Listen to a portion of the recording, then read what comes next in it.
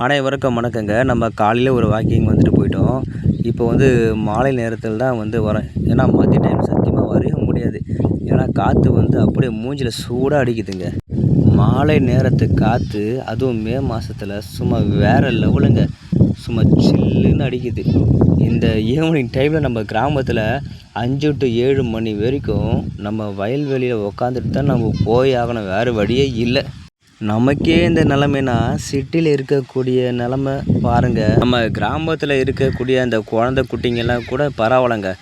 ஏதோ அப்படியே தாங்கிடும். ஆனா சிட்டில இருக்கக்கூடிய குழந்தை குட்டிங்க எல்லாமே கம்பல்சரி ஏசிலே தான் இருந்தாகணும். ஆனா கிராமத்துல இருக்கக்கூடிய மக்களுக்கு ஏசி எதுவும்னா ஈவினிங் ஒரு 5 டூ ஒரு 10 மணி வரை சொல்லலாம். அதுக்கப்புறம் பார்த்தீங்கன்னா ஏசி தான். ஏன்னா மாடி மேல தூங்க தான் போறோம். மாடி மேல தூங்கும்போது நம்மளுக்கு காத்து சில்லுன்னு அடிக்கும். நம்ம வாழ்க்கை அப்படியே ஓடி போயிடும். இந்த மே மாதம் ரொம்ப கஷ்டமான ஒரு விஷயந்தான். இருந்தாலும் உடம்பை ஜாக்கிரதையா பார்த்துங்க. குழந்தைங்களுக்கு முக்கியமா நீங்க தண்ணி அடிக்கடி கொடுத்துட்டே இருங்க. ஏன்னா குழந்தைங்க அடிக்கடி தண்ணி தண்ணி தண்ணி கேட்டுகிட்டே இருக்குது. அவங்களுக்கு தண்ணி அதிகமாக கொடுத்துட்டே இருங்க. குழந்தைங்களுடைய ஹெல்த்து ரொம்ப முக்கியம்.